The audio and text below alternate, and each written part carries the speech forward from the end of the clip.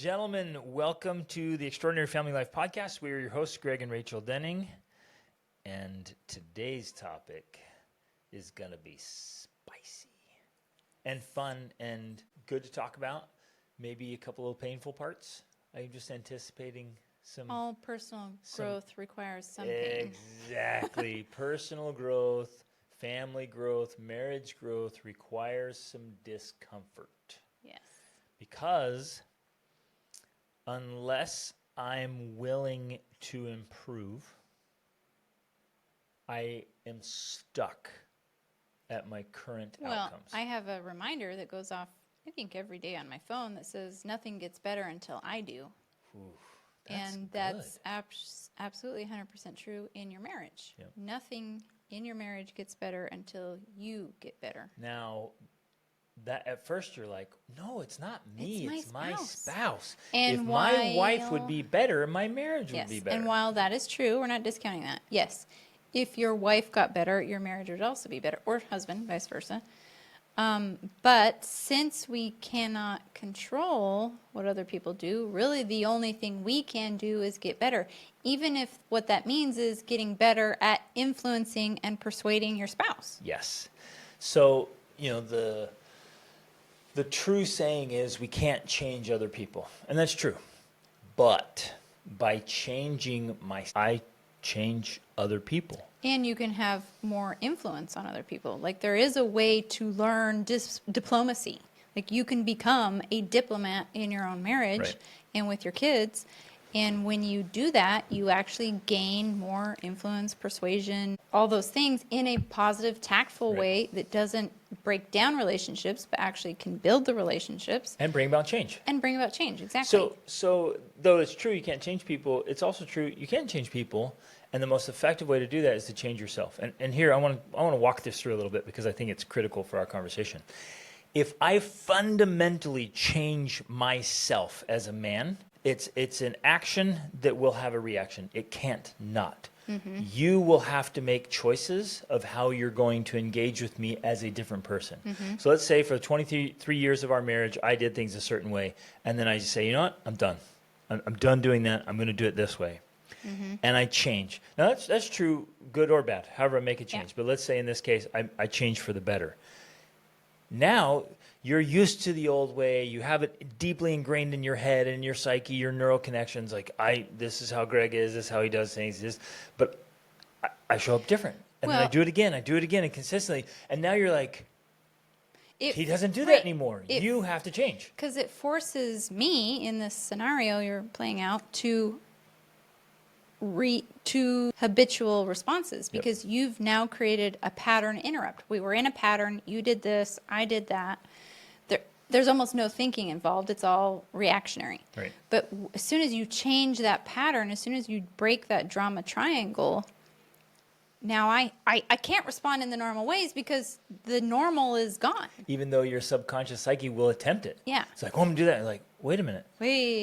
Something's off. Yeah, it's and not so missing. It causes you to rethink what's happening, and especially then if you can communicate through that process, you can learn to find new patterns and new ways of responding and reacting to each other that are more positive, that bring about more of what you actually want. Right. So yeah, it creates a pattern interrupt which forces different responses. And hopefully conscious responses. So it will force a different reaction, and hopefully through conversation and influence and awareness, we choose a higher response. Like, I can't do what I've always done because my spouse is no longer doing what they've done. Wait a minute, what do I really want here? Mm-hmm. What's the best thing for me to do in this situation? And then deliberately choose that thing, and everything gets better. Exactly. But it all begins with me. Yes. Exactly. And you. Right. So let's just say it all begins with you. It begins with whoever's listening right now. That's who it begins with. Okay? I love it. If you're listening, it's you.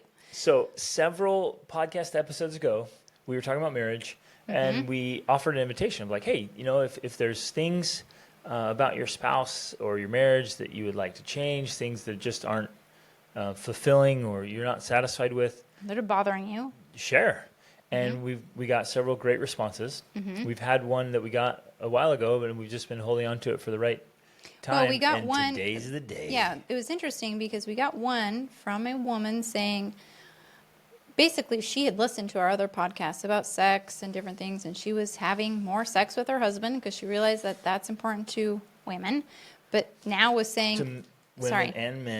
Well, okay, that's important to men. But then she was saying, I'm tired of being a roommate with benefits for my husband. Like, I need more from his side of the relationship. So we did an episode about that. And Which you can everyone listen should to. go listen to that one. And if you listen to it already, listen to it again. Yeah. That one just nails, absolutely nails the fundamentals being in an intimate marriage relationship and the responsibility. I want to really emphasize that right now. When you said yes to me, it immediately increased my responsibility to you. Mm-hmm. But interestingly, when you said yes, you agreed to take on more responsibility towards me. Exactly. And so what we're saying yes to, in our innocent little 20-something-year-old brains, we're saying yes to like happily ever after and love. This is amazing. We're going to play house together, get all our little things. It's going to be awesome. We should have a wedding and a honeymoon.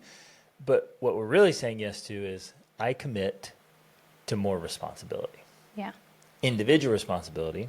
And I commit, I was writing about this yesterday and the day before. I commit to meet your needs. Mm-hmm. That's what I'm doing. Yeah. Oh, I want to get married. Well, what does that mean? I'm committing for our lifetime together to meet your needs. What if her needs don't make sense to me? What if they're irrational? What if they're irrational? What if they're unimportant? What if her needs aren't my needs, or they just seem weird? Or they're annoying. They're annoying. Inconvenient. Are you kidding me? Yes. Yeah. All of that. Well, yeah, and I think that ties into what we want to talk about today. But I want to say then one of the second questions we got was then the opposite. A husband saying, "I'm tired of I'm tired of being a roommate without benefits with my spouse. Like, the emotional, mental, physical intimacy isn't there, and it's happening maybe once a month."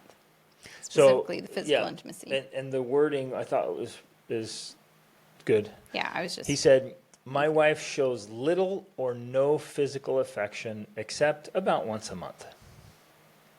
Right? There's a lot there. There's so much there. So let's begin with some of the thoughts I've been having. We hate to be too generalized, but sometimes it's important to generalize. I want to start by saying, in general, for many women, I'm not going to say all women, they are just not interested in sex. And the reason why is not because of, well, who knows the reason? There's a lot of reasons why. I'm not going to cover all the reasons. But some of the reasons, this is the fascinating thing. I think one of the reasons is because even in a best case scenario where sex is good, which unfortunately too often is not the case. In fact, I've literally coached women. Transactional. I've literally coached women who have 6 children who have never had an orgasm. That woman is not motivated to have sex. No. Because guess what? Sex is not pleasurable or interesting to her. So even in a best case scenario when sex is really great, it's still not a woman's first impulse or desire. Simply because, and I'll use myself as an example, I love massages. But I still don't go get massages, and I have to overcome barriers to getting massages because it interrupts my schedule, or it's inconvenient, or I have to leave my home, or it's going to mess up my to-do list. Like I have all these mental barriers to doing something I love to do. You have to change your clothes. Or I have to change my clothes, or I take off my clothes, or then I have to take a shower afterwards because I'm covered with massage lotion. Like, there are all these barriers to doing something I love to do. And I think in a best case scenario where sex is really good, a woman is still going to have those mental barriers to actually having sex. We have great sex. Like, legit, we do. I still find myself with the mental barriers of like, oh, but it's going to take 30 minutes or 40 minutes. I'm like calculating in my head, and I'm like all these And things. we already made the bed. And we made the bed, and I did my hair, and this and that and the other. All the things. There's all of these barriers to getting to sex, even with a woman who enjoys sex and finds that it's great. So Which if very different from a man. So the men very listening different need from to men. understand this, because it's not like a man. with men, I see no barriers. There are no obstacles. The only barrier is their clothing, and that just needs to come off. I will shred it to pieces if needed. I have medical shears if I need it, but I'll just do a Tarzan and tear them off if they get in my way. Like mentally, No there's barriers. like no barriers, none. They're like, I want to make love with you. And if you say yes, nothing else matters. Like, I will find a way. I'll move heaven and earth. Yeah. I guess the But only barrier is you agreeing. Yeah, exactly. That's So the I'm real like, barrier. I have one thing I need to do is get her to say yes. Like that's And then that's it. my only objective Right. in life. Which, well, and I want to talk about that in a minute, but it's not the same for a woman. She is not going to think about it the same way. She's going to see obstacle after obstacle after obstacle standing in the way between her and great sex. So if the sex isn't great and she doesn't have an orgasm every single time you have sex, the barriers are, I can't even imagine how many barriers there are. Because why would in that Overcome time all and those overcome obstacles all of those For a barriers mediocre experience. for a mediocre Yeah. or even worse experience? Yeah. So if you haven't figured out how to help your woman have great sex, that's one of the first problems. Now, obviously, it's not the first problem, because the first problem is getting her to say yes. Yep. And it's difficult to do if she's so far only had negative experiences. Now, the other problem... And I can hear men saying, well, if she'd let us practice more, we could We could get get better. We need some more experience, Exactly. which is true. So, Like, and if that's you why I have- want to talk if you through have the sex other barriers. 12 to 15 times a year versus 12 to 15 times a month, Exactly. yeah, it's going to take... It takes some time, Decades. because it does take time That's a to suck sandwich. figure it out. It takes time to figure out all of the things and all of the ways and all of the positions that actually work for you as a couple to make it not just okay, but like a really great experience. And it's obviously way easier, I think, for men to have a better experience. It's a lot more work for a woman. It just is. And I remember that. Again, generalizing. We know there are exceptions, but we know there are in general. exceptions. And I remember that, earlier on in our marriage, where there were literally times when I just felt like this is just so much work. Like, it took me so much mental and emotional and physical work. And that was just to have an orgasm, because I've always had orgasms. Like, you've been able to make that happen, where every time, like maybe there's 5 times in our whole marriage where I haven't had an orgasm. But it felt like a lot more work than it has the last several years, because we've been able to get better at it and figure things out that worked with my body, that's unique and whatever, you know what I'm saying? So now it's a lot easier, and that makes a big difference, because before it would just be like, oh my gosh, this is work. Why? What's wrong? I just can't get this to happen. I think some of it too, as we went along in our journey, was mental management. Oh, just yeah. managing your thinking, and you got better at that as well, because being able to you'd be focus going and not over be your thinking to-do about list. everything. That also is a part of it. Okay, so besides those factors right there, there's going to be the other barriers, which for some women are going to be simply a barrier to sex at all, because they view it as something not desirable, good, not righteous. Yeah, they see it as inappropriate. They see it as, especially with religious backgrounds and religious perspectives, it's even viewed as something bad. Yep. Especially if you grow up in a culture like we did, where sex is essentially taboo. No sex, no sex, no sex, until the day you're married, and then like, okay, now you can have sex. Everything's changed now. Yep. It's difficult to make that mental switch, and some people never make that mental switch. Yes, you're right, and I think it's easier for men to make the switch than women, but because they're looking forward to it. In order to quote be righteous, right, in it, they attach ton, and maybe this is even subconscious, probably more subconscious than conscious, but they attach a ton of negativity to it, like bad, bad, bad, and so they attach all this badness to it so that they avoid it, right? Everything in their power, mentally, Don't and think about emotionally, it. Don't it's look. wrong, it's bad, yes, not bad, bad. I'm not have anything to do with it. Bad, bad, bad, bad, bad, bad, bad. And then you're like, oh, now it's not supposed to be bad anymore, but you've created all this neurological wiring for physiological a conditioning. decade or more of like, Well, and for women, I think it's different because they don't think about it as much beforehand. And for some women, especially if They they don't live think in a about it at culture all. that's, if at all, if a culture that's religious and has taboos around sex where it's not talked about, they don't really know that much about it. Right. And then all of a sudden they get married and they feel like they've married this horny monster and they're like, what in the world is going on? You are just sensual and devilish. Like something is wrong with you. I thought you were just I thought you were righteous. a gentle, And now good man, you're- and you want sex like a monster, Yeah, like an something animal. is wrong with you. And then add to that, she permits the sex because, we're supposed to have kids and we need to have for sex to have childbearing. kids. Yeah. And then once you become a mother, this is another mental barrier for women. Once you become a mother, you want to be a good mother and you want to be seen as this pure, innocent being, and then to imagine or to actually participate in acts that you would be appalled to let your children see, because obviously that Or would be know horrid, are or know happening. about. It just feels like, oh my gosh, no, I can't do that because I'm a mom. I'm a mom. I'm not a sexual object. Yeah. I'm a mother. Yes, you're so right. Besides the fact that the hormones are a mess.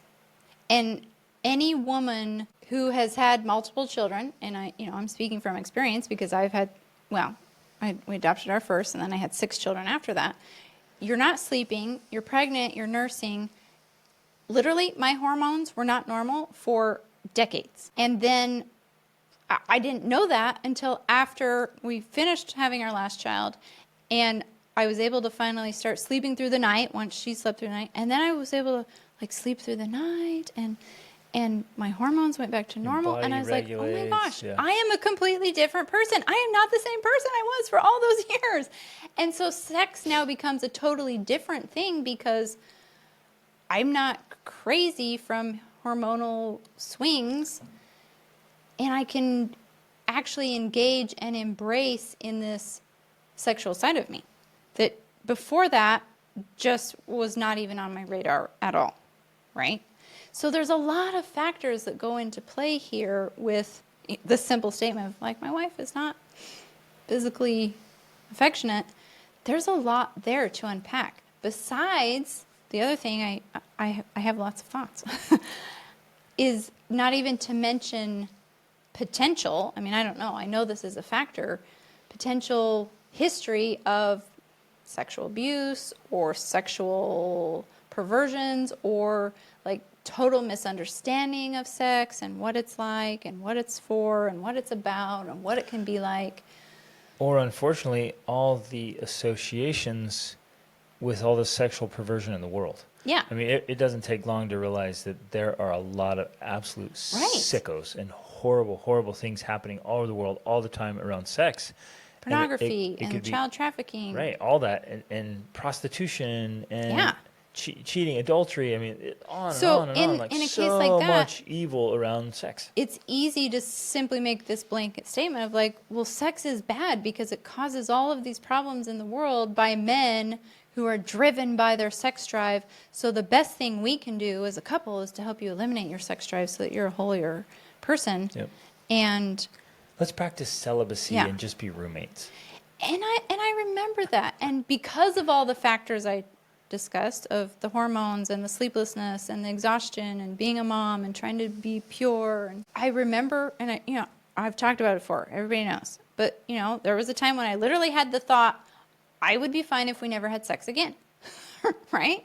Because at that moment of complete overwhelm, I just thought, the easy solution to this problem is simple. We just eliminate sex. Then we don't have to worry about it. It doesn't have to be an issue between us, right? That's the answer. Yay! And it seems so logical and reasonable. So logical and reasonable. Like, I don't need it. Why do you need it? What do you mean? It would eliminate this whole difficulty, all these issues, all these barriers, obstacles. We can just go on with our relationship as it is, just eliminating the sex part, and we'll be good. It'll be great. Everything will be great. We'll be happy, right? Not realizing how naive and one-sided that viewpoint is, because it meant I literally had no understanding whatsoever of your needs. Back to the need thing, like I'm committing to meet your needs. I didn't know what your needs were. I didn't know how integral this was to your well-being, especially the well-being of our relationship. Like, I can't just expect that I get everything I want and need and you get none of it. Like, that's just completely one-sided. But okay, I got to emphasize that point a little bit, because I think we either do it consciously or unconsciously. It's easy, super, super easy for a person to be like, well, yeah, I have all these needs and they should be met. And that's it. So I have all these needs, they should be met, right? So if a woman's thinking like that, she's like, well, you should do this and you should do this and you take her this and do this and this and help me with this. And like, okay, good, I'm happy. Right. And that's the end of the story. Like, my needs need to be met and done. It's more work. It's more mental, emotional work to make that connection between all the things I need and want, and then go, my spouse also has a big long list of needs and wants, some of which have to come from me, and some of which I don't agree with, and they don't align. Like, I don't need that, so why should he or she need that? Mm-hmm. But that's that emotional and relationship maturity and responsibility. Second level thinking, to think, oh yeah, man, I have tons of needs and wants that make me feel fulfilled and happy and thriving. Oh, I bet Rachel does too. I should ask her. And then I get the list. I'm like, well, that's a really different list. That never, ever would have came up on my list, ever. I would have never even thought, I wouldn't have guessed that was on your list. But it's on your list. And like, it doesn't make sense to me, but it's still on your list. Mm-hmm. So as an emotionally mature person, I realize, oh, it matters to her. So if it matters to her, then guess what? It matters to us. I think the biggest challenge, though, in a situation like this is obvious in most cases, the person who is not willing to engage in a more satisfying sexual relationship have also become closed off to learning more about that. And so the difficulty is, how do I get from where we are to where we want to be when they are just putting up walls or roadblocks or obstacles constantly to that desired outcome? They won't talk about it. They won't read about it. They won't learn about it. It's just closed door. Right. That's the biggest challenge, because even in our case, until I was willing to get the education, the sexual education, the kind that actually counts, not the crap they give you in school, about you as a man, what sex can mean for a relationship, how you think about it, how you feel about it. Until I was really able to understand you, I had no motivation to want to engage in sex. Yep. And that's ultimately, I think, what's happening. Without an understanding of why you are the way you are and what makes you operate and what you think about, even though it was initially disturbing to me, honestly, and I think for a lot of women it can be that. They're like disturbed by, what? This is actually what goes on in a man's brain? You know, I had to learn that, and I had to work through it so that then I was willing and had enough understanding that I chose to engage in sex because of my love for you, if that makes sense. And also because I was able to understand that, like you were saying, there's things that I need that don't show up for you at all, but you're willing to do them because of your love for me, not because you want to, not because it's your first choice of how to spend the afternoon, But because you have love for me, you're willing to do those things. And I need to be willing to do the same, especially when it comes to sex. And this could go with even love languages, like physical touch. Yeah. Or, in fact, it's extremely relevant in the love language thing, because if you want to be loved a certain way, I need to do that. And then if I want to be loved a certain way, you need to do that for me. There's that give and take there, and taking that responsibility, even though it's not maybe the natural inclination. Like if I want to be loved a certain way, and you want to be loved a different way, my natural inclination isn't to love you that way. I have to learn to do that. I have to work on doing that. Yeah. I want to return quickly to what you said, like about understanding men. You were in your 30s.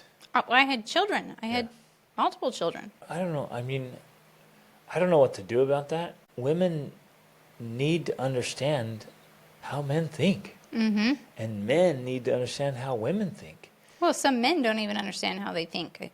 Yeah, they don't even get it for themselves. And women, same with women, right? Oh, agreed. There's just this ignorance and naivete, and it's a mess. And some never find out. They're just always confused.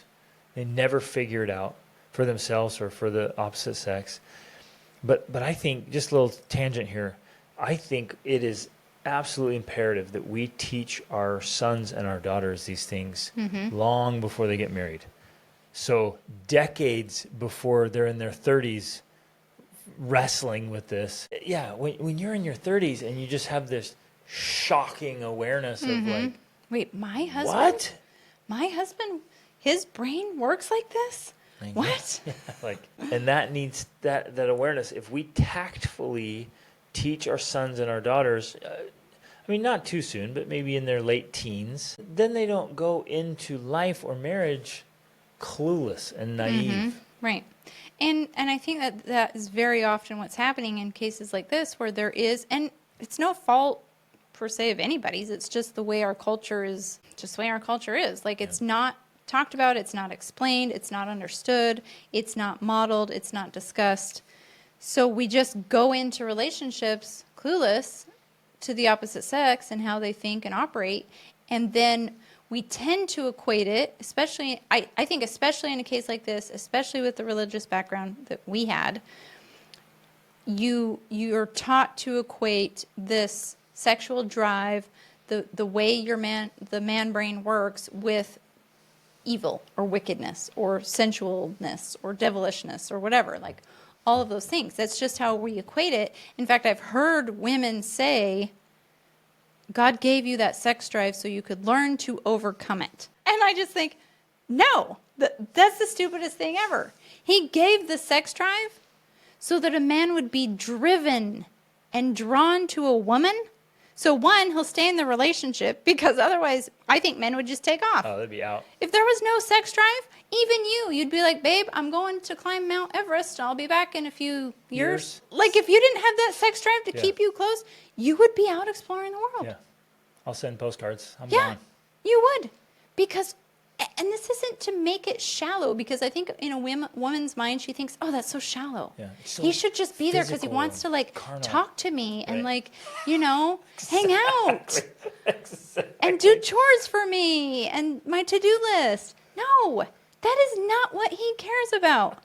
He could care less, So that's one reason the sex drive exists, is to keep a man drawn to a woman. Yep. So that you can make a commitment to her, which essentially a marriage is a sexual commitment. I mean, that in a society doesn't allow sexual access, like you were saying the other day, or this morning. No, an hour ago. Any man could go into any club or bar at any time almost, but any night. In any city in the world. In any city in the world, find a beautiful woman who's willing to go home and have sex with him that night. Yep. That is the world we exist in. But good men, And it's always been that way. and it's always been, you're right, it's always been that way.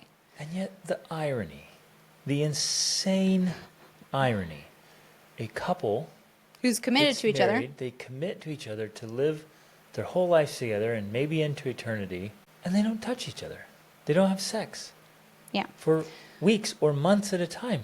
Like, are you kidding Well, me? and this is the problem we're discussing, but part of part of the reason marriage exists is because for good men who don't want to just be out sleeping around, marriage is a sexual contract that gives them sexual access, but also comes with the required responsibility to be there for a woman, especially if she reaps the consequences of sex, which is a child, right? That's why it's there. It's a beautiful thing that protects. The studies show that a monogamous society is better for women and children. Absolutely, 100%. And so I don't even think that's up for debate. yeah, it shouldn't be. It should be obvious. So, but what women forget is instead of her man being out sleeping around with other women, he's committed to her, but that also means she's his only source of sexual access. Exactly. Because they've made a commitment. And in a very real way, I mean, I know it's not going to be well received because it's coming from me, a man, a white man. But, like, in a very real way, it's like, he wants sex.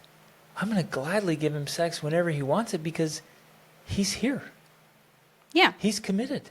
He's staying in this marriage. He's helping me with all my wants and needs and desires and my kids and all this stuff.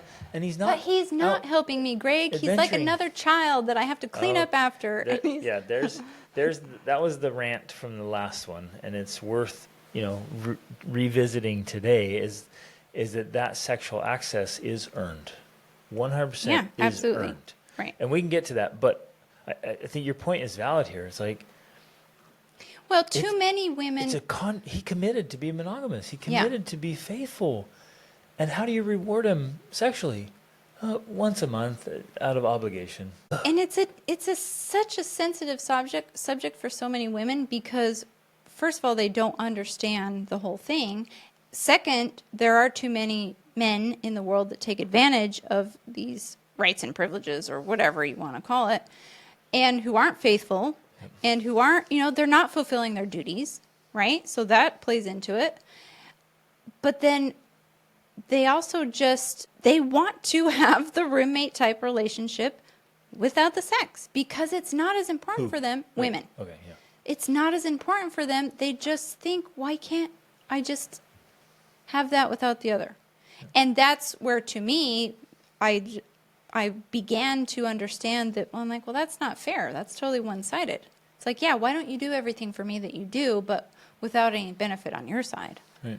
Just keep being a good person and a good guy and do all the stuff and change all the diapers and fix all my things and do all my stuff and take my car to the shop and all that stuff.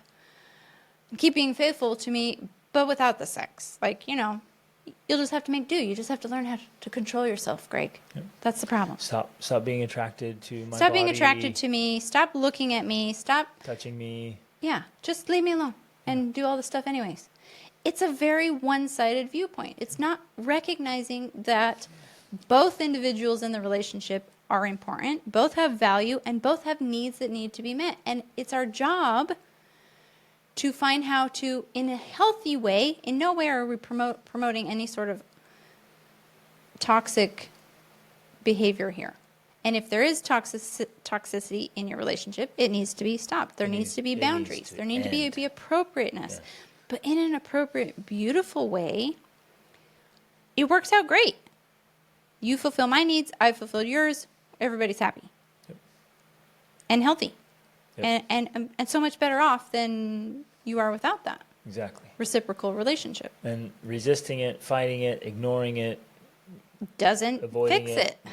It doesn't make it go away. So it's still there. So, back to what do we do about this? I do remember that one of the, I like to call them breaking points, right? One of the things that brought me to this quote unquote breaking point of where I had to face the reality of sex was you just kept, I'll use the word pushing, you just kept pushing. You didn't let up. And I kept thinking, what is the deal here? Why do you keep I remember thinking that. Why do you keep bringing this up? Why is it so important? Why do you keep talking about it? Why do you keep mentioning it? And you're right, I was annoyed, But it brought me to this point where I'm like, we have to do something about this. Like, it can't keep going on like this. And I think that that's actually a good thing. And we don't always think of that as a good thing because it's not like we intentionally want to annoy our spouse or push their buttons or keep nagging them about a topic. But if you don't, and if you just, never bring it up, never talk about it, it doesn't resolve itself. Right. It doesn't go away.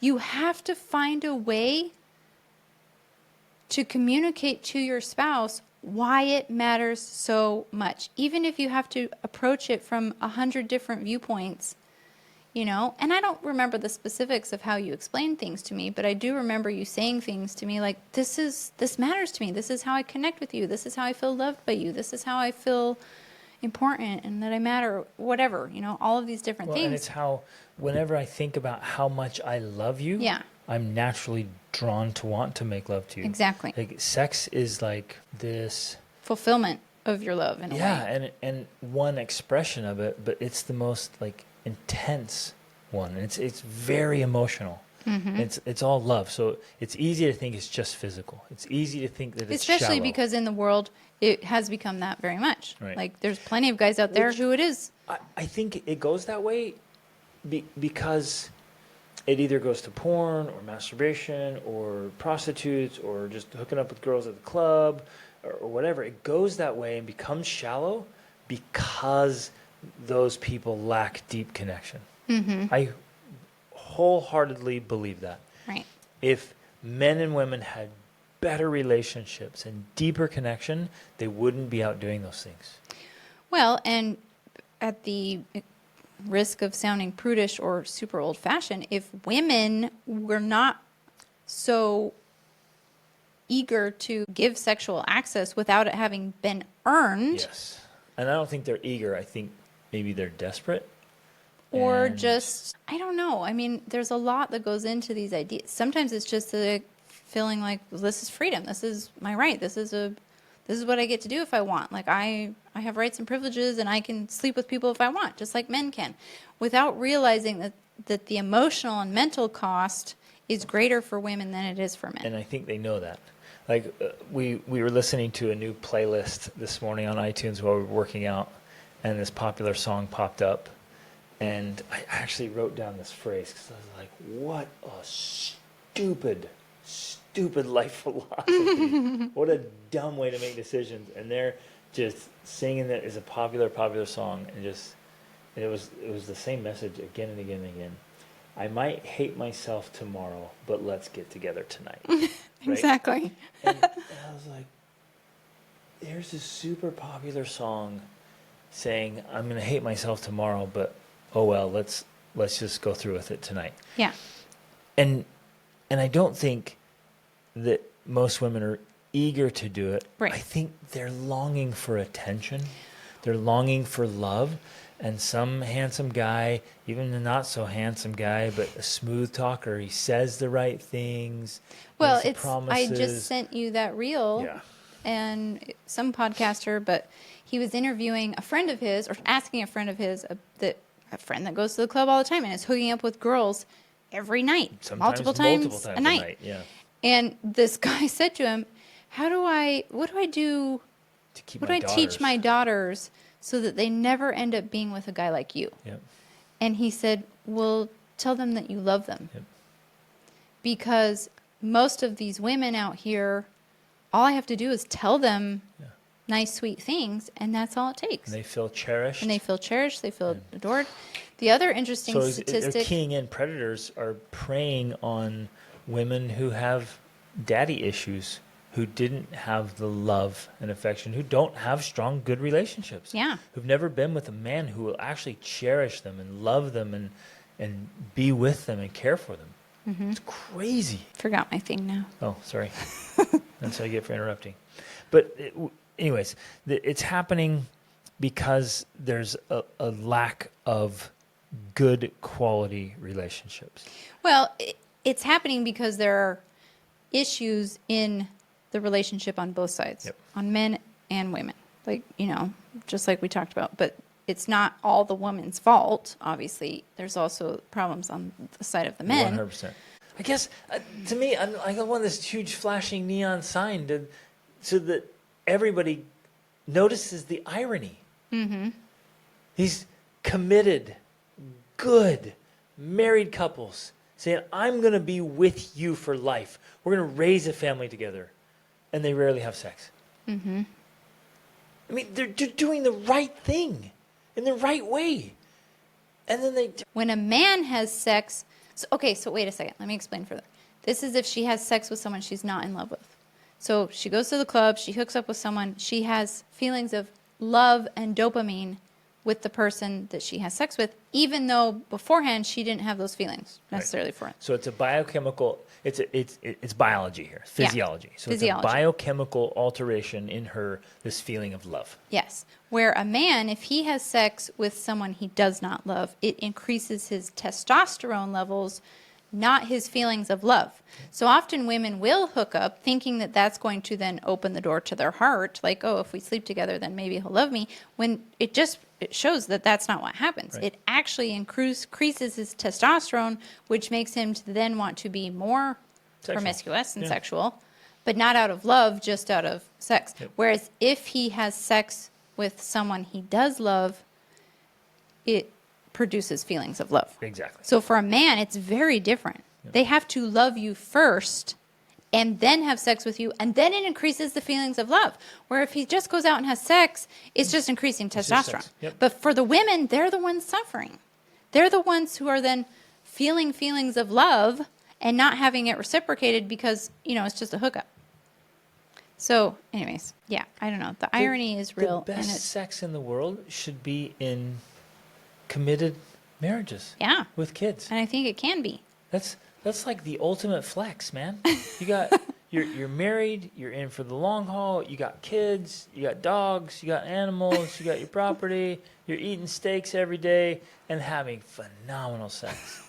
You're describing your life. Wait a minute. That's amazing. Like that's it.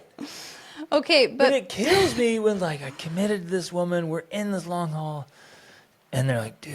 So we have to go back we never have sex. to strategies and solutions, because just talking I'm about starting to question my life choices. instead of just talking about how great it can be, we have to give some more strategies on how to get there. So one of them is you kept bringing it up, and it's uncomfortable and frustrating as that might be, and it ends in tears and discussions and fighting. I don't know, because I know that that's where it can go. You can't just give up, because if you do, it's never going to get there. But what you do have to do is be more strategic, because going back to what we were talking, as long as you keep following the same patterns, you're going to get the same results. Yep. You have to interrupt the pattern with different strategies. So one of the things that I think I would do, I think it would work if I was a man, is I would strategically find information to share that comes from a source that she would trust, that teaches the correct understanding, because I'm going to say the correct understanding. She most likely has a skewed understanding of sex. Yep. She needs the correct understanding, and so she needs sources she trusts that teach her the correct understanding of sex. And this is always hard. You and I, we get messages from this a lot of how do I share this with my spouse? My spouse needs this. What's the best way to share it? How can I get them interested in it? That's hard. I've even come across things over the year, and it's I should really share this with Rachel. I wish she had this perspective. And I never send it. Right? Great. And I know you probably thought the same thing or whatever. We have a phenomenal relationship, and we can share back and forth. Now we can just be blunt. Be like, hey, babe, will you think about this? Will you talk about, let's read this. Let's discuss it. So we have that openness. But I know many, if not most couples, they get so defensive, and they're so afraid of I really wish my spouse would do this, but even sharing, hey, babe, watch this video or listen to this podcast. It's about sex. Boom, the explosion. There we go again. Right. And what you're saying is be tactful, use diplomacy, but do it anyways. Well, you have to do it anyways, because if you don't, you're basically giving up. But you do need to learn how to be more diplomatic. And I even use simple things like, hey, I know me bringing this up is going to make you upset again, but I have to because XYZ, and then I bring it up. So you're kind of diffusing it already by saying, I know you're going to get upset. I know this might ruffle your feathers. You might even do it a little bit better. Say, Yeah. like, I'm Same. not trying to upset you, and I hope Yeah, you don't I'm get not upset. trying to upset you. But we got to talk about this. We gotta have figure it to out. talk about it. Let's read different books. Let's try different things. Let's come to a better agreement. Now, in conversations we've had with couples, the women's are like, we don't need to come to an agreement. I've already decided. Like Right. hard drop. Like, no, I've already told you how it's going to be once a month. If you're lucky, don't bring it up again. Now, at that point, those poor men are most often going to lead to porn, masturbation, and maybe even adultery. I mean, and we've seen that. I've seen that many times play out. Yeah. Because if it's a hard no, what are you doing? Woman, you have no idea what you're doing by slamming down a hard no and like, I won't discuss it, I won't think about it, I won't reconsider it, I won't read about it, learn about it. No, you have no idea what you're doing. Yeah. And it's tough. I think that, excuse me, one thing I would do, and I feel that if you did this, it would be effective to me, is to write me a letter or an email explaining your thoughts and feelings, because we've talked about this before. Writing is very powerful, I think, especially in around very intense topics, in a relationship. It kind of diffuses some of that energy. For one thing, you get to edit it. So whatever you say, you can go back and be like, oops, I didn't mean to say it like that. And you get to fix it before you send it. It kind of gives, because in the moment when you're talking about something like that, people are on the defensive and they feel like they have to respond and they have to interrupt and they have to correct you, where none of that happens with a letter, because you write it, you edit it, you say it the best way you can. You give it to them when you're not there. You let them read it. They get to process it without feeling like they have to, Right, like posture, or that you're watching. And then you can encourage them to respond in a letter or email back, because then it gives them the same chance to be able to think about it and write about it and edit and all of that. I find that can be very effective because it helps to diffuse the energy, but it also, I think, because of the nature of writing, emphasizes the importance of this. This is important enough that I took time to think about it and write it out. Yeah. That's how important it is. Well, and yes, excellent. And that's your preferred method of communicating. So you love writing. And I'm like, I never feel like I can adequately convey tone or feel. I'd rather talk about it. In some ways, that is a positive, because tone can be so sensitive. Right. If you say something versus you writing it, it's almost like I can give it a tone, if that makes sense, as opposed to just hearing whatever tone you're saying that may not be the tone you want. Right. And that can go both ways too. Right. And so, I get that, but I feel that especially if you're at an impasse, that's a way to, it's an approach. Related to this, I think I would do tons of research. I would just become an expert on sex. I would read, and I have done this. I've read many, many books on sex. And if you're like, well, we're trying to improve this aspect of our relationship, study it. Now, you're going to come across a lot of garbage. In all the books I read, I'd say 60, 70% of it was really great, super helpful, helped me understand it, just think about it, remember ideas or principles or practices. And there was a percentage of it that was just absolute garbage. That was just like, that's retarded. And I would just dismiss that and then glean the good stuff. But expanding your understanding of, circling back to where we started, of a woman's physiology and her sexual experience, so understanding that more. But also in these books, if they're worth anything, they're also going to talk about the other side of it, the emotional side of it, the mental side of it, the social side of it. Like a woman's biggest sexual organ is her brain. Well, and probably her ears. Honestly, like talking. Yeah. Not like you rubbing and kissing her ears, but that like works too. What you say. What you say. Talking is probably one of the biggest ways, if that not the biggest way, to seduce a woman. Yeah, to seduce a woman. Now, men we don't think like that. We're like, it's visual. We're like, no, go put something on, and okay, I'm ready. Or just bend over and pick up that little toy. Woo! Let's go, baby.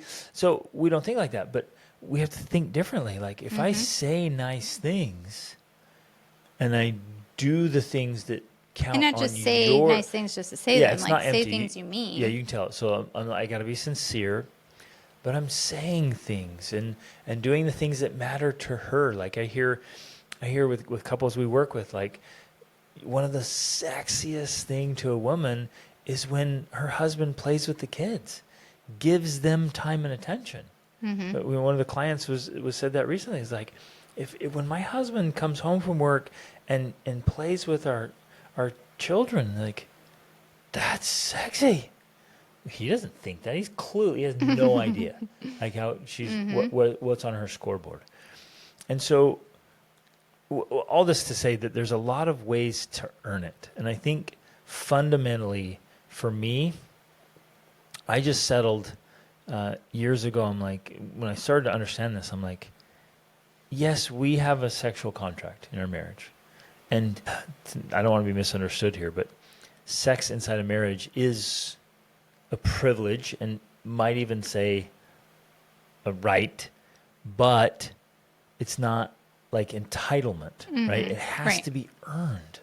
It has to be earned. So I'm going to do everything in my power. Every day. Exactly. I'm going to do everything in my power every day to earn it. And so I'm going to pursue you and date you and court you and serve you and meet your needs. I'm going to do everything I can to clear as many obstacles as absolutely possible. Right. I'm trying to push probability in my favor.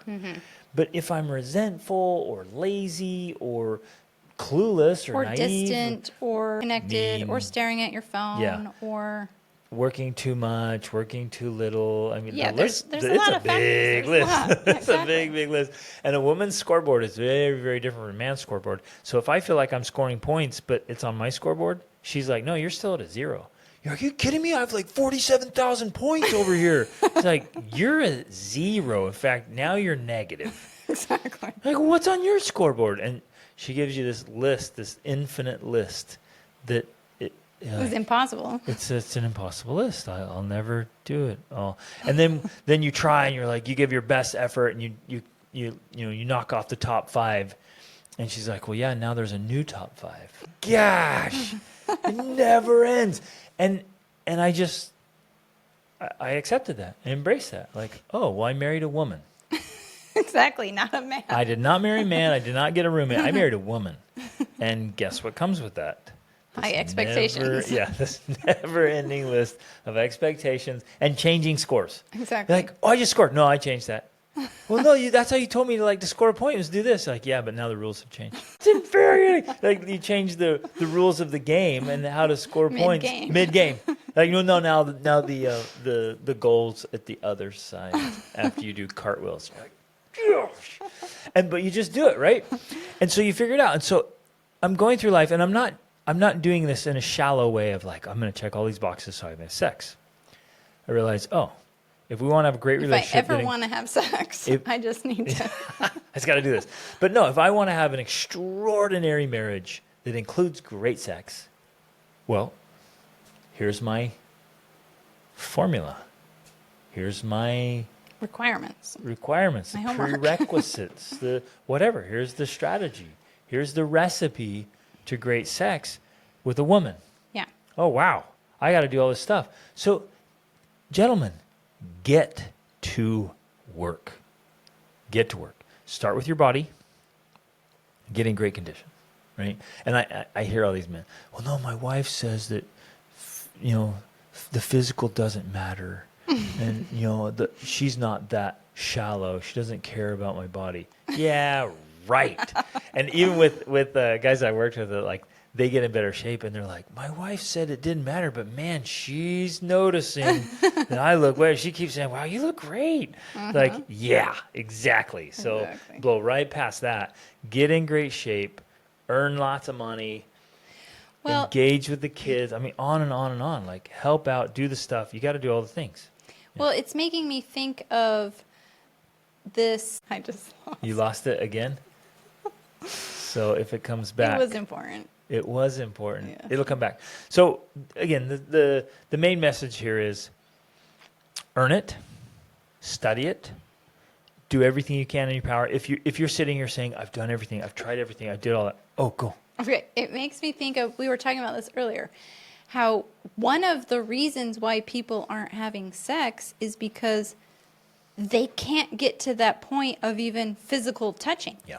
Physical touch is on the pathway to sex. So if you're literally in this relationship where you can't touch, you can't cuddle, you can't hug, you can't caress, you can't all of these things, which I understand why for many women they don't allow it because they feel like it's going to lead to sex, right?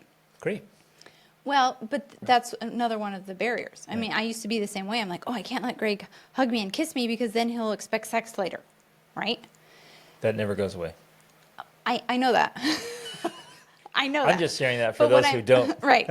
But what I'm saying is you, in this case as a man, have to learn how to be able to open her up to being touched without her worrying about where it's going or whatnot. You know what I mean?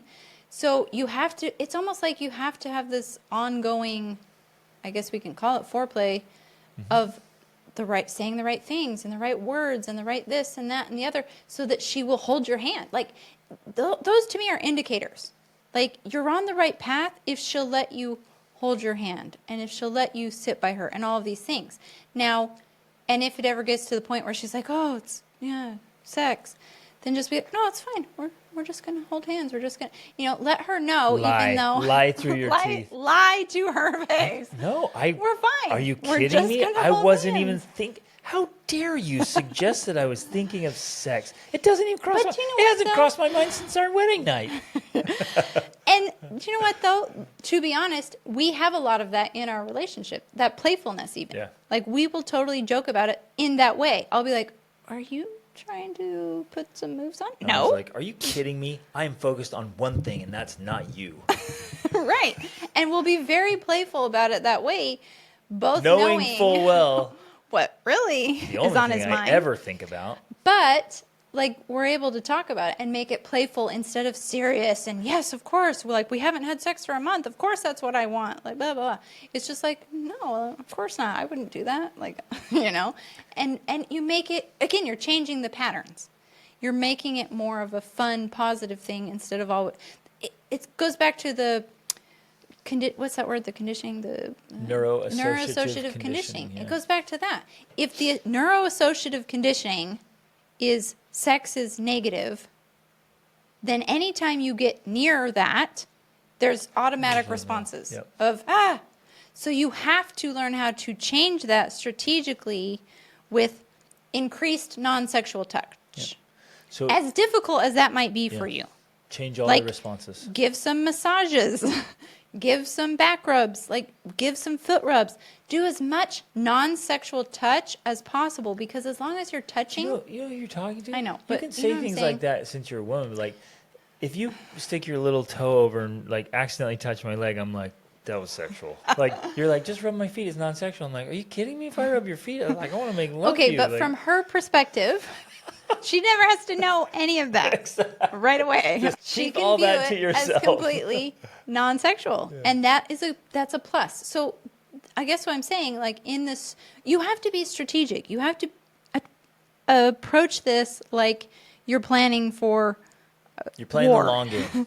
You're playing It's a battle the long that game. you're trying to win, and you're trying to win the war, not just the battle. Win the So if woman. the battle is sex, you're not just trying to win the one battle. You're trying to win the war, and that means you need to be very strategic. Maybe you give up a few battles so that you can win the war by being strategic with all of these approaches that help her understand where you're coming from, why sex matters in a relationship to men and women. It matters to both of us, even if she doesn't know that yet. And that she knows that, yeah, even though you might want sex, you're willing to engage in non-sexual touch and affection and cuddling and this, is with joking, for eternity if necessary, in order to win that one sexual encounter. And if you do it effectively and well, and It you're works. earning, then you won't have to wait for eternity, eternity, or right. hopefully even a month. Yeah. But I still have to be clear and emphasize, you do have to help educate her. Yep. because you can do all of that for eternity, and it's not going She to. can be stuck with a fixed mindset. Yeah, as Yep. long as she's in the mindset of sex is bad forever, then it won't ever work. Or sex is annoying, or sex is transactional. It's no fun for me. Yeah. It's just for you. Sex is shallow. So Like, at some point, she has to make to- the conversion. And I guess this is the part of the whole earn it thing. Like, she has to be attracted by you. That so too. Find out what is attractive to her. It's not going to be the same things that are attractive to you, but Yeah. find out what is attractive to your wife. Well- and there's going to be common denominators, but differences too. You know, what's attractive to all women may not be true. Some women may not true for others. So find out what is it that is attractive to your wife. And if she, and you have to start paying attention. She's like, gosh, she crazy loves it when I dust. Like, I'm going to dust all the time. There's not going to be a speck of dust in this house. Well, and I'm glad you brought this up because that's important, and I almost feel it goes without saying, but unfortunately, not it everyone's has going to to know. be said. If you were not attractive, I just would not be interested in Right, sex. exactly. If you were like, and I told this story before where, you were sick. This was last year sometime. You were sick and you were in your pajamas for days and you're disheveled and blah. And then you wanted to engage in sex. And I was just like, no. You look disgusting. You are not attractive. I'm You're all sitting there pale and like, blah. don't you love me? And I'm like, you're just not sexy right now. Like, I'm not interested. So you have to find a way to make yourself sexy to your spouse. That was actually an important and kind of painful moment when you're like, you're not very attractive. Man, here, I've been sick. I've been Right. suffering. right. I Like, know. Where's the love? But it was important, like, no, yeah, like, I gotta be attractive. So, okay, let's dive into this. Well, deeper. I want to just emphasize something attractiveness. there because one of the keys to our relationship is that we practice emotional integrity. I mean, at least I feel that's a key on my part. I I'm don't even know honest. what that means. I'm like, I don't know. What it means is I'm honest with my feelings. If I don't feel attracted to you in that moment or don't feel interested in engaging in sex for whatever reason, something you said, a tone, the way you're looking or whatever, like, not that I'm tactless about it or trying to be rude, but I will try to explain in the nicest way possible. Like, I'm kind of feeling like this. I'm feeling not Or drawn to. sometimes you just say it. Well, but I want you to know I'm trying to be nice, okay? I'm not like, trying to this be is- heartless and That was rude. Rachel's attempt at tact. I'm not Epic a very fail, but tactful it's person. the thought that counts. But I try. You know what I'm saying? Yeah. It's not my intention to hurt know. you. But I do feel like, at least from my perspective, okay, and I think maybe this is also a key, if I feel that I can be emotionally honest with you, that helps to keep me open. Yep. And openness is very important. Yep.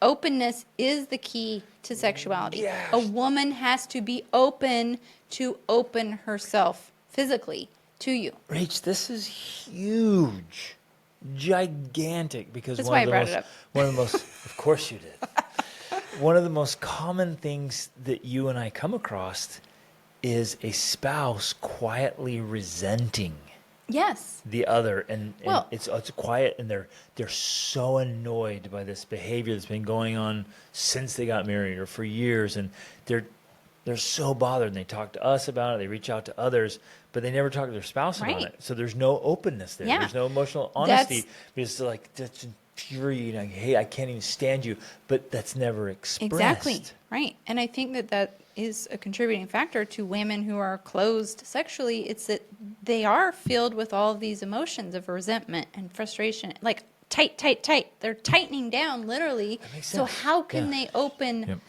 sexually? Yep. How can you, and not to be graphic here or pornographic, like, if you think about opening, it's an opening action, and that requires openness, not just physically, but mentally, emotionally, Well, all of that. The physiology Yeah. fits. Yeah. Like, for women to have sex, she has to open up. Yeah, exactly. And let that be a constant reminder. The physical need for a woman to open up, let that be a constant reminder of the need to have that emotional openness Right. and mental openness Right. as well. So going back to this is a key, and this is why men which you've done really well at this, you have to learn how to not overreact to my emotional integrity, sharing my thoughts with you, because I do it in an effort for greater understanding for both of us and to keep my openness. Because if I don't, and I have sex anyways, even though That really you're bothered repelling me right now, Annoyed, I feel bothered, repelled, frustrated. but I force myself to have sex because it's expected. That to me is the opposite of emotional integrity. Yep. So if I instead share my feelings of like, oh, I'm kind of feeling a little repulsed by you right now, and you don't overreact to that, that actually helps our sexual relationship in the long run, because I know that I can trust you with my emotions, Yep. which is key for me to being able to open myself to you. Exactly. Yeah. That's like huge. I have to trust you. I mean, sex is a very vulnerable thing. You're literally naked and exposing yourself to someone. You have to fully trust that person, mentally, emotionally, physically, in order to engage in that act, to willingly engage in that act. Yep. So, like, oh man, and this takes this whole idea of the attractiveness is deeper and deeper and deeper. There's levels and levels of attractiveness. Like anything from that last episode we did, where the burping and farting was just, you're like, yeah, it's unattractive. To the teasing, to how you talk about yourself or your spouse or your children in public, the things you're saying, all that, your sarcasm, For women, tone is a big deal. Like, Yeah, your tone of voice affects me so greatly. I'm so positive all the time that if I just say something like just slightly monotonous, I'm like, if I'm deep in thought, I'm very pensive, and I'm like, yeah. It's like, what'd you say? How dare you? I'm like, what? Everything's fine. I'm sorry. But like, go through it all. Everything. Like how you keep your nails. Especially how you dress. Like how you organize. Where do you keep your keys? I'll tell you. I'll throw it down right there. You men are like constantly losing crap. Do you think your wives respect that? She feels like you're It's a child. Ridiculous. Right. If she, here's another one that came up recently with a coaching client. If she feels like she has to take over and do things because you say you're going to do them, but then you don't, that is super unattractive. Yeah, absolutely it is. Yeah, so we have to take in consideration all of these things. I think there's nothing more attractive to a woman who makes passing remarks and you pay attention to them and do something about them. Because generally that's the way a wife will communicate, is in a passing remark. She's throwing hints. Maybe she is, catching. or she may not. But if she says something about your nails and then you go and clean them or groom them, or if she says something about your hair and you do it, and she says something about this and you do it, she starts to notice those things and she gains more respect for you, and it becomes more attractive to her. So it'll be like, I don't love that shirt so much. And it's my favorite shirt. I'm like, oh. And I take my favorite shirt that like has all this, and you save it for when you're not around me. And yeah, I tuck it. I go put it in my camping bag. Yeah, like right. This will go camping with me. I'll take this on deployments or missions or adventures when Rachel's not coming. I'll wear it then, or I'll pass it along to my son. There goes my shirt. Ugh. But I pay attention. Yeah, you do. And I know that many men, maybe out of resentfulness because, I'm not getting any sex, or maybe out of a sense of independence or whatever it is, they just discount those things and they're like, whatever, she's just complaining, she's just this, she's just blah, blah, blah. I'm Just not going to... constantly nagging about all my things. But if you want to open her up and win her heart, when you do those little things, they add up into becoming a big thing. Right. Now, a little word of caution here. There is a place to hold your ground. You're not just going to, Maybe it's not with the shirts. Every little thing she says, you're not, there it goes there. And you become nobody. Because that happens too. Where this woman's attracted to this lion of a man. They get married and she just tames him down to just a whipped little puppy. And she's like, I'm not really attracted to him anymore. We're like, well, yeah, look what you did to him. Right. So there's this balance of you still being the lion, still being the king, and you're like, no, I'm the king around here, woman. And I'll do that. I reserve those for very when it's important. important moments where she'll come in and be like, Greg, you got to do this. I'm like, stand down, woman. I'm the king here. I'm a man and I'm going to be a man. Don't ask me to be a woman. And that we do that so rare, and I do it playfully like that. Right. But I'm both playful and dead serious. Like I have very few things like that. But when you try to approach them, like, nope, that one's staying. And it works. Yeah, Because it you're really like, does. oh, wow, like, okay, he's Right. not this docile Right. servant. And again, it's finding this balance of the yin and the yang. Yeah, If you did that all the time, it would be it'd be too much. unattractive. But if you do it some of the time, it's very attractive. And the other part of the time, you're, paying attention and Yes, changing dear. the things. Yes, dear. And you never do that. You We do never it- say I it do that it way. playfully all the You time. do, but in reality, you never do it with that Why don't approach. you put the silverware here? Why don't you decorate? Why don't you put the pillows back like I put the pillows? Yes, dear. And then I try. I try really You hard do to do try. the pillows. And I doubt I've ever succeeded. I'll even take pictures sometimes, But try to it's get the pillows point right. that you try. That's what matters. So like, I can't get all the pillows right. Why do we have 47 pillows on the bed anyways? Right now, we only have 3. Because I love it. It's so funny. But I try. Yes. that's the point. That makes a difference. That's the point. And in fact, with my understanding of sex and why it matters and why it's important, you do things, especially when it's things I know you don't want to do. Like the other day, you spent a few hours trying to, we're in our new resort, we're in the, we call it the basement, fixing it up, and you're trying to install a shower, and you had to take out part of a counter to fit my dresser in, and all these other things. And you spent time doing that. Like, that made a difference to me, because I'm like, I know he would rather be doing other things, including working, building his doghouse, whatever. Oh, I had and have tons of other Yes. things, but I knew it mattered to you. But you knew it mattered to me, and you did it. And that, to me, it motivates me to want to be more sexual, because I know that's my best way to show my appreciation for you, right? Is to do that. And It's so at least my preferred way. exactly, right. And so, that, Really? You're thankful for me? How thankful? yeah, exactly. You mean like really thankful? Because I could do more of And that. Are not- there more counters I could take out? But it is a genuine appreciation, because I know that you're doing things you don't want to do. And I think too many women just assume that, well, this is just what men are for. Like, they just want to do these types of things. And, well, no, not necessarily. Right. They're likely doing them because you want them to do them. Right, because That's about it. Because he loves you, he cares about you, so he goes and does it. So I don't want to say this with too much irreverence, because sex is a beautiful, sacred thing. But man, thank him with sex. Like if he does things that you appreciate and you want him to do more of it, be like, like I'm so grateful. Like, you know what I'm saying? Like so grateful. Like come in. It works. Come I mean, in it the really bedroom does. and It I'm going to works. show you how grateful I am. He's going to have a neuroassociative Yes, conditioning exactly. to like, I will do that every day. I will do whatever you ask. Like, every You day. want something done? Done. Thank him with sex. Yeah. Encourage him with sex. And- Men are motivated. Like some of you know this, some of you may not know this, but like sex is the great motivator for Yeah. men. It's like this driver, and men who want to earn great sex from a great woman, like they'll move heaven and earth. Yeah. Absolutely. But they'll also go out and like slay dragons before and after, like to get sex, and then afterwards you're like, yeah, I feel unstoppable, right?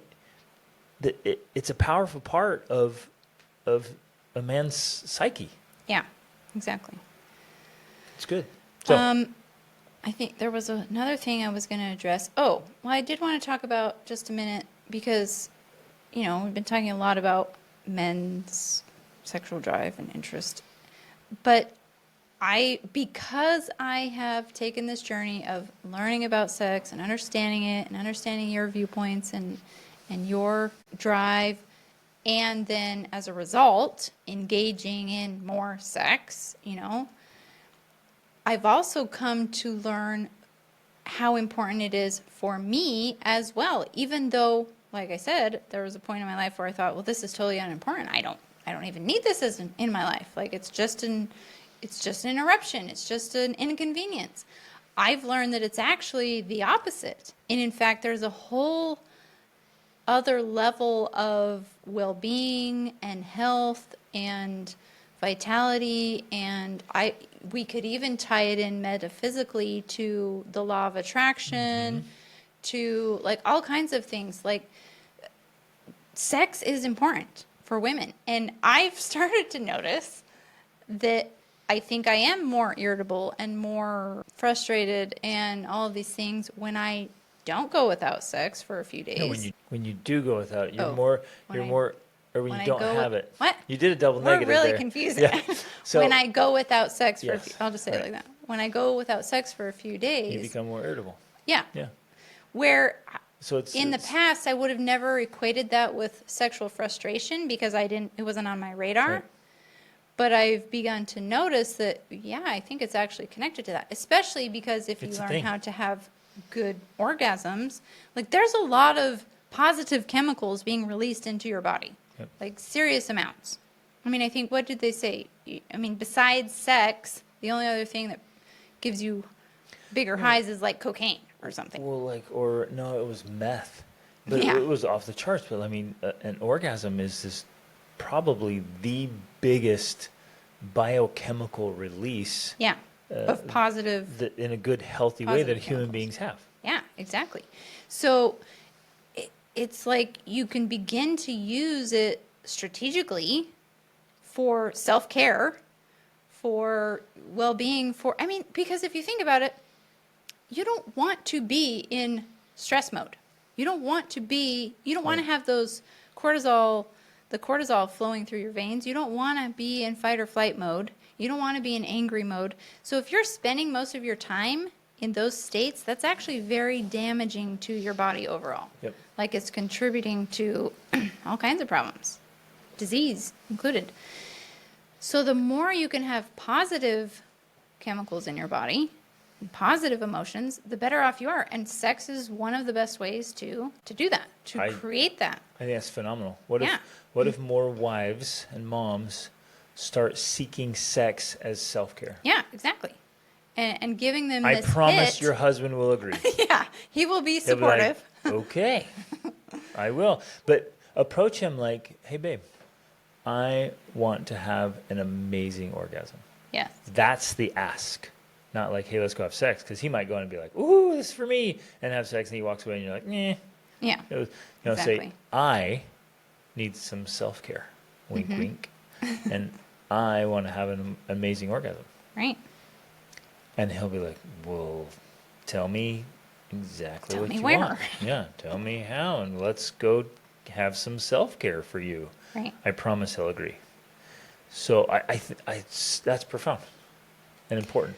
Now, of course, if you had tried to tell this to my former self who believed sex was irrelevant, I would have been very disbelieving. So that's the biggest challenge, trying to convince your spouse that That's why they you were need that for so self-care. grumpy and frustrated Yeah, for seriously. decades. Besides the sleepless night and the hormones. That was irrelevant. It was all It sexual was really the frustration. sexual Yeah. frustration. We were only having a couple times a week, and we needed to be having it every day. That's Exactly. really what was going on. Okay. Yeah. May I again raise an ideal and some high standards. I love high standards. I love ideals. I think we are always better off when we hold ourselves to high standards and ideals. So for you gentlemen out there, hold yourself to a high standard of winning her openness, and just walk through your life, mental, emotional, spiritual, social, financial, physical, Well, and pay set attention. a high standard. Pay attention. Like, she's going to be giving you clues every single day. And you are probably in the habit of ignoring those. But if you start giving them more weight and paying attention to what she's saying and what she's doing and what she keeps repeating, those are clues. And start And if you nailing can't it. figure it out on your own, well, just ask her, Ask her, like, yeah. well, what does that mean exactly? And Yeah. what would that look like? And how could I actually do that? Right. Ooh, that's important because of semantics. She'll say, Yeah. I want this, and you interpret it as, oh, well, she said this, that's what she means. No, ask her. Like, hey, be really clear. Be specific. When you say you want me to love you more, when you say you want me to listen, that's a good one. You're like, I just want you to listen. I am listening. But you're listening like you want to listen, or as you define listening. She wants you to listen in a different way as she defines it. Yeah. So Which if she keeps saying, means no just listen to me, phone, listen to me, just listen to and me. you're looking at her. And no talking. And no probably talking. touching. You're just, you can be Yeah. touching and you can say, Yep. So yeah. as she defines it, ask her, like, how do you define that? What specifically you want me to do? And at first she'll be frustrated. She's like, are you kidding me? Do I have to tell you everything? You should What are you, a just know. baby? You should know. And you're like, woman, I'm a man. I don't know what a woman thinks. Yeah. So I'm asking you nicely, give me specifics so I know exactly what you want me to do.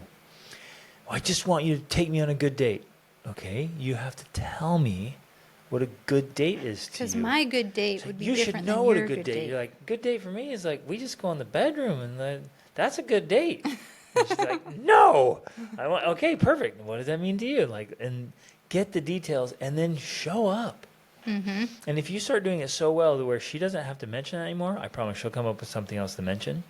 And you just keep Showing up. Winning. And man, hold yourself to a high standard, brother. I mean, too many good men are just coasting. And it's not sexy. It's not sexy.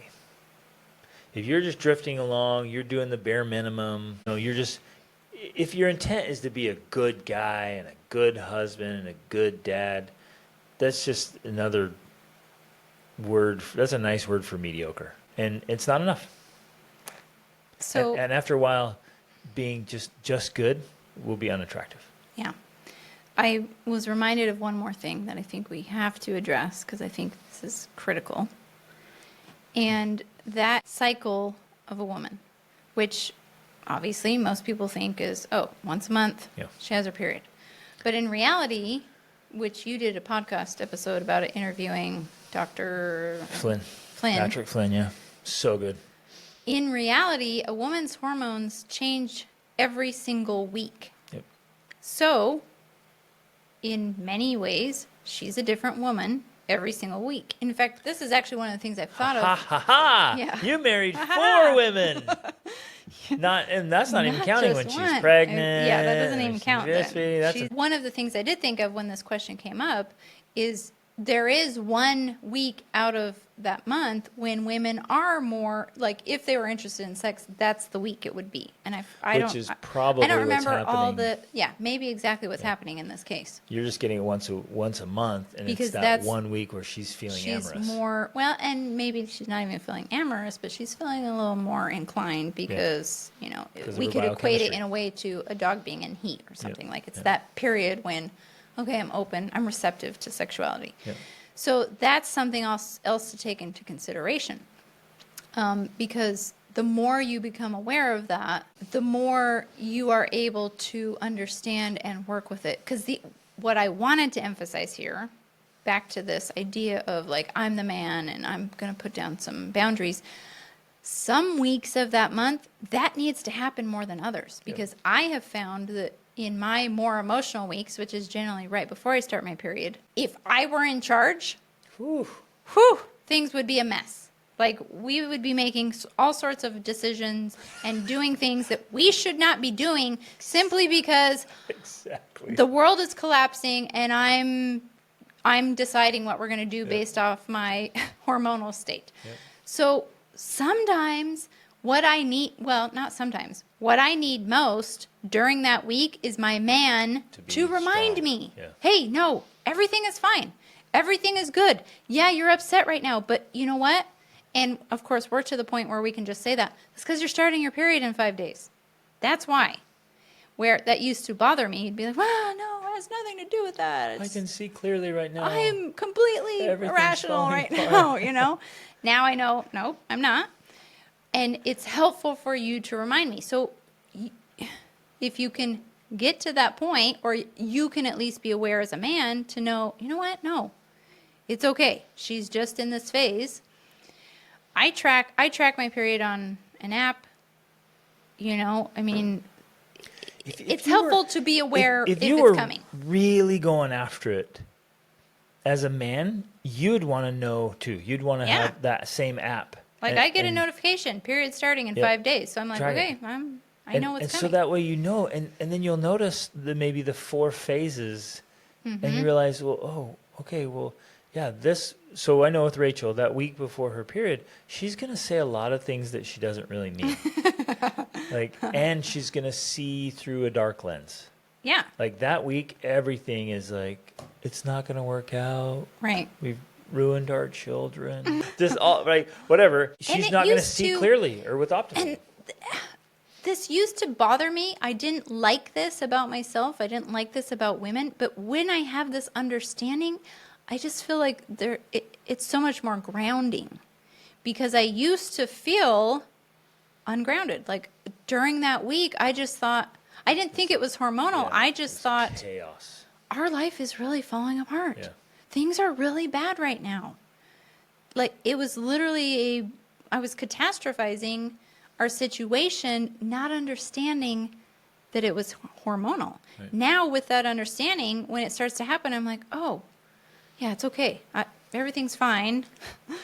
It's just my hormones. And so I'll focus on other activities that help me feel good, as opposed to right now I'm going to make major financial decisions. Right? Exactly. Not a good time. Like, no, babe, you didn't. Like, I just sold the house and the car, and I just bought a yacht. You're like, no, you're not allowed to have access to the credit cards during that week.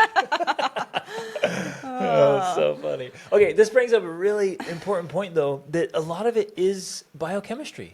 A lot of it's physiological. So, and we haven't even talked about that yet, but helping you feel good. Yeah.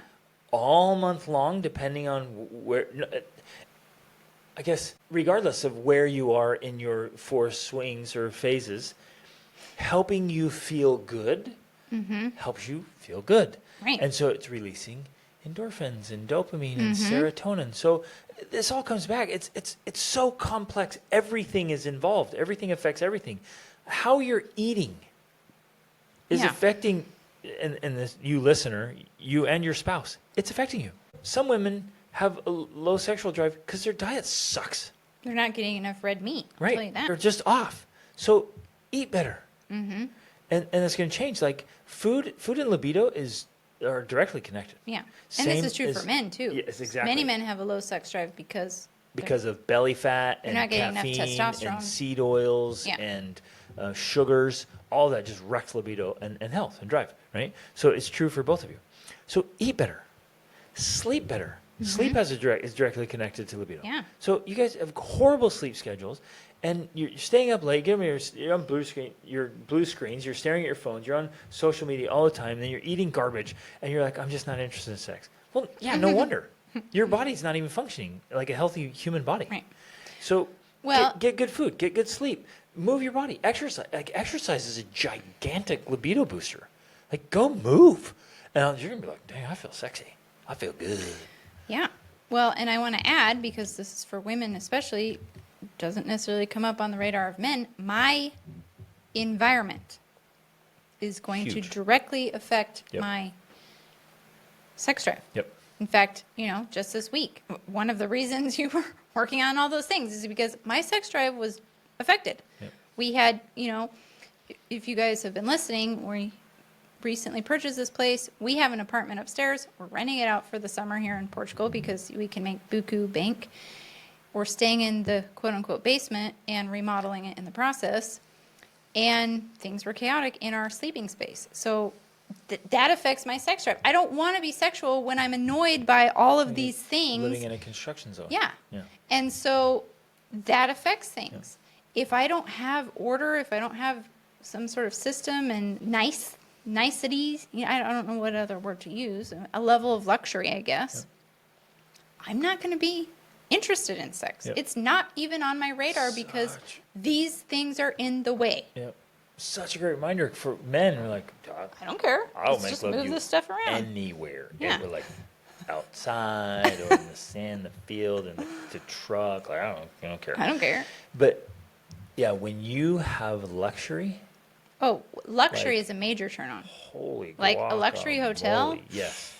multiple times. Like, right, we are, exactly. It's we're like, good. this is a sex fest because it's a nice hotel, Exactly. right? So take that into consideration. Right. Like, what are the things that Maybe her room is a disaster. maybe the whole house is just chaotic. Maybe the whole house. And that could be self-sabotage, right? Because a lot of women are chaotic and cluttered. They have a lot of Especially clutter. They have a lot of in stuff. They're the disorganized. early years of motherhood, or if you have small children, that's just inevitable. You're just having children, period. But it can be helped and improved with, well, specifically my family charts and systems, Yep. because that's a key. Like that's how I brought order to my life, which then, Allows again, this like you're other saying, aspect. everything else is interconnected. If I don't have that order, I am not interested in sex. Yep. I have to have a level of order in my living environment, wherever that might be, in order to be open Yep. to the idea of sex. So the first place to start is in the bedroom. Get your bedroom organized. Even if the rest of the house is a little bit chaotic, you got kids everywhere and all kinds of stuff And and make your things, and- bedroom nice. Yeah, Like, make it buy her really a nice bed set that she wants and some nice pillows and like whatever. Get the fancy sheets. Like whatever she equates with being nice Yep. in the bedroom, get that. Get the TV out of your room. Yeah. No TVs No in TV. there. No junk, no clutter, no like Piles of laundry on the bed. yeah, or piles of books and files or what, like get all of that out of the bedroom. Like have the bedroom be this sanctuary. The sanctuary of sex is what it and sleep. And sleep. That's what it needs to be, right? So take all those things in consideration. Again, back to the biochemistry. It's like if I help her feel good physically and with her biochemistry, then she's going to feel more open naturally because Right. it's just a normal, healthy thing. So I'm going to do everything in my power to do that. Right? If that means, oh, well, I feel best when I can get a good night's rest and get up and do my morning routine. Okay, I'm going to move heaven and earth so you can have a morning routine. What else? Well, every once in a while, if I can go to the spa, boom, done. Let's schedule it. Got it. I got the kids. I'll take care of everything. You go. Well, it's nice. I just love it when things are like this. Boom, done. Got it. But I did all those things and there was still no Ooh, sex, now Greg. that is the ultimate Test. stab in the back. No, it feels like a betrayal. I'll throw this out there, especially for the women listening. If you ask your husband to do things and he does them and he's hoping for sexual gratitude and there's nothing, it feels like betrayal. It really does. But I know for so many women that is uncomfortable and even painful because they want to think you're doing it out of the goodness of your heart. You are. Not because you're doing it for a reward. Well, a good guy, I said, a good guy. Some guys might just do it just for sex, but a good guy who really loves you, he's doing it because he loves you, and because he loves you, he wants sex. Right. So, am I doing So it? it doesn't Am have I doing to- it just for sex? Women- No, I could go get sex at the club tonight. Right. I'm not just doing it just for sex. Right. It's important to make that distinction. If you're sitting, if the women are sitting here thinking, oh, it's just so shallow, it's just for sex. No, you could literally go down to the end of the street and get some sex, like whatever. Mm-hmm. I mean, it's available everywhere. And for those Or of look you at porn or who masturbate. who are naive, like there's sex for sale everywhere in your neighborhood. There's sex for sale. You're like, no, not our neighborhood. We live in a very spiritual, religious, fancy neighborhood. I guarantee They're the worst. some of the biggest busts that go down in human trafficking and sexual abuse content are happening in those neighborhoods. So there's sex for sale everywhere. So if it was just for sex, the sex is available. Right. If it's because he loves you and he wants like deep love sex, that's what he's doing. Well, and I know I didn't understand this, and I know many women don't understand this. The more you love me, the more you want sex. The more you love me, the more you feel a desire for sex. Yep. You cannot separate those. Right. And too many women want to. They want all of the love. Powered They with want it to be affection. completely disconnected from the sex. Yeah. It's not possible. Right. And maybe that's something that you have to, if you're trying to convert your wife, that might be one of the things you have to. In fact, that is one of the things you said to me. You cannot disconnect your sexual desire for me from your love for me. Yep. The only way to make it stop is if I stop loving you. And the more you tell me to not have sex with you or that we can't have sex, the more I have to make myself stop loving you. Right. because you would feel me withdraw withdraw from you because you're like, no, we're not having sex. So in order to just keep my sanity, I would withdraw. I have to withdraw fine, my love. I'm going to work on essentially. projects. And then she gets upset because you're not paying attention to her, not realizing that if I pay attention to you, I want to have sex with you. Yep, exactly. I can't separate it. Right. I think if there was one thing that you could help a woman understand, it would be that.